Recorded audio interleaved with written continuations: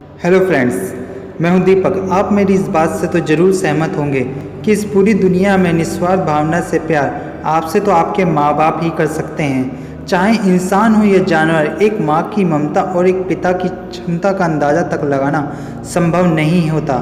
ऐसा होता है उनका प्यार। लेकिन क्या अगर मैं कहूँ, कभी कभार प्रकृति में माँ बाप का यही प्यार अगर ज़िंदगी का खौफ बन के बच्चे के सामने आ जाए, वेल आप कहोगे ऐसा हो ही नहीं सकता, ये इम्पॉसिबल है। शायद आप ऐसा सोचें, ऐसा तो सिर्फ बॉलीवुड की फिल्मों में ही हो सकता है, लेकिन सच सच तो कुछ और ही दर्शाता है।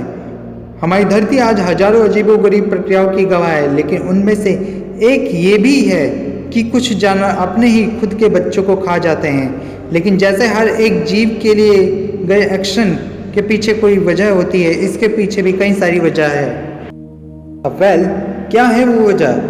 तो आपने स्कूल में पढ़ा ही होगा कि ज़्यादातर प्रजातियां ज़्यादा से ज़्यादा अंडे या बच्चे देने का प्रयास करती हैं ताकि ज़्यादा से ज़्यादा उनके बच्चे पृथ्वी में जीवित रह सकें और प्रजाति की तादाद को बनाए रखें। बायोलॉजिकली एक जीव के डीएनए का यही मकसद होता है, रिप्लिकेट होते रहना और अपने अंदर स्टोर्ड इन्फॉर्मेशन को पास ऑन करते रहना। तो फिर आखिर क्यों कुछ जानवर अपने बच्चों को जिंदा रख के प्रजाति को बचाने के विपरीत उनको ही खुद खा जाते हैं? और यहाँ पर सिर्फ कुछ अजीबोगरीब जानवरों की हम बात नहीं कर रहे हैं, बल्कि एक बहुत ही सामान्य जानवर जैसे एक बिल्ली भी यही व्यवहार दिखाने के लिए पूरे काबिल है। तो वेल, आइए जानते हैं इसके पीछे छुपा हुआ सच। आपको अपनी नज़रों से जानवरों का ऐसा व्यवहार अस्वाभाविक और असंभव जरूर लगता होगा, लेकिन इस व्यवहार के पीछे एक बहुत ही जायज वजह है। हम इंसान इस धरती के सबसे बुद्धिमान प्राणी हैं और हमारा दिमाग बाकी जानवरों से कहीं ज़्यादा विकसित है। इस वजह से जब हमें किसी चीज़ की कमी महसूस होती है तो हम अपने तेज दिमाग और लॉजिक का इस्तेमाल करके अपनी उस ज़रूरत को काफ़ी आसानी से पूरा कर लेते हैं। मगर जंगल के कायदे कानून बिल्कुल ही अलग हैं। यहाँ जानवरों को तो सिर्फ जिंदा रहने के लिए ही काफ़ी ज़्यादा मेहनत करनी पड़ती है। डार्विन की थ्योरी तो पढ़ी ही होगी आपने, जो कि कहती है इस दुनिया में जो सबसे ज़्यादा स्वस्थ और मजबूत जीव है वही प्रकृति की चुनौतियों को झेलते हुए जीवित रह सकता है और अपने जीन्स को अपने आगे पुश्तों में ट्रांसफ़र कर सकता है, जिसे हम सर्वाइवर ऑफ द फाइट कहते हैं। आपको शायद पता ना हो, पर इंसान खुद भी ऐसे कारनामे कर चुका है। सबसे शक्तिशाली वंशज को आगे बढ़ाने के लिए प्राचीन ग्रीस में स्पार्टन कुछ कमजोर बच्चों का कत्ल बचपन में ही कर देते थे ताकि उनके कमजोरी के जीन्स आगे पुश्तों में ना जा पाएं और वो दुनिया की सबसे शक्तिशाली आर्मी बनाने का अपना सपना पूरा कर सकें। पर ये ऑफकोर्स किसी भी मायने में सही नहीं था।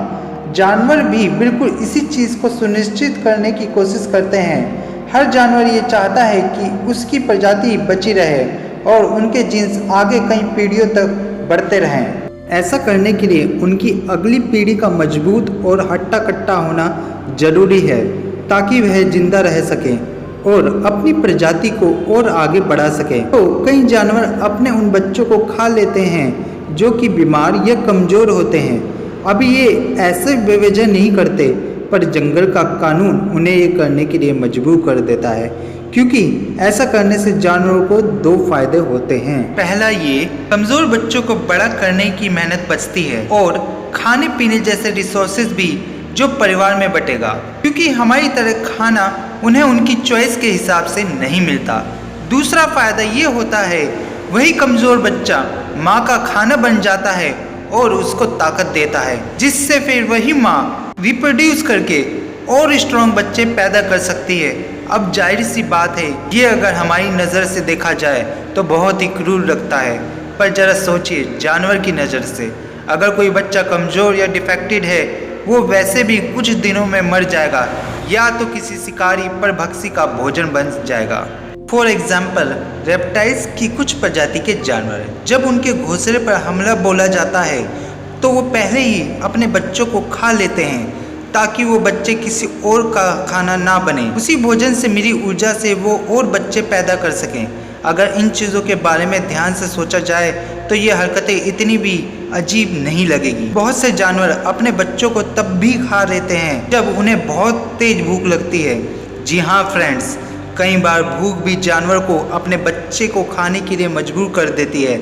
ऐसा तब होता है जब खाने की अत्यधिक कमी हो, जिससे जानवर के शरीर में कैलोरी रिजर्व बहुत कम हो जाते हैं और कमजोरी के कारण मरने तक की नौबत आ जाती है। अब बात साफ है, अगर माँ ही नहीं बचेगी तो बच्चों का आगे चलकर बच पाना बहुत मुश्किल है, और अगर माँ बच गई तो और बच्चों का जन्म बेशक किया जा सकता है। अब वापस से बर्ताव इंसानी आंखों से बहुत निर्दयी लगेगा, लेकिन याद रखिए डार्विन की थ्योरी, जानवर हम इंसानों जैसे आत्मनिर्भर नहीं होते।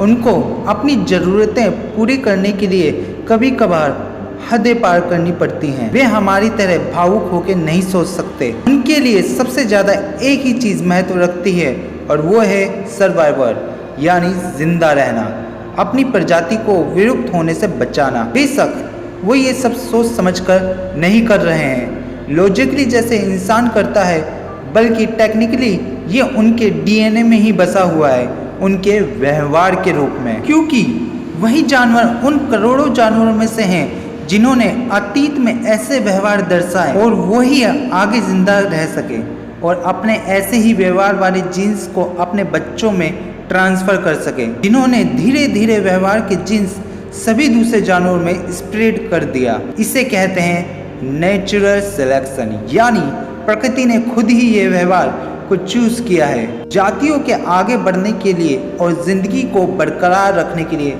जिन जिन जानवरों ने इमोशनल होकर विपदा में अपने बच्चों को नहीं खाया, वो खुद मर गए और फिर आगे उनके सपोर्ट के बिना उनके बच्चे भी मर गए, और उनके यही कमजोर व्यवहार वाले जीन्स कभी आगे नहीं बढ़ सके क्योंकि वे मर चुके थे, और इसलिए जानवरों में यह व्यवहार आगे नहीं बढ़ सका। और फ्रेंड्स, हमें हमेशा यह याद रखना चाहिए कि हम बहुत ही लकी हैं कि हम इंसान बन के इस दुनिया में पैदा हुए। हम इस बात की कल्पना भी नहीं कर सकते कि एक जानवर की ज़िंदगी कितनी मुश्किल होती है। खाना, पानी, रहने के लिए जगह, हर चीज़ के लिए उनको लड़ना झगड़ना पड़ता है और हर खतरे से चौकन्ना रहना पड़ता है। तो अगली बार जब भी आप किसी जानवर को देखें तो मत सोचिएगा कि काश मेरी ज़िंदगी इस जानवर जितनी आसान होती। यकीन मानिए, एक इंसान की ज़िंदगी से आसान किसी प्राणी की ज़िंदगी नहीं है, कम से कम हमारी धरती में। एलियंस का तो पता नहीं।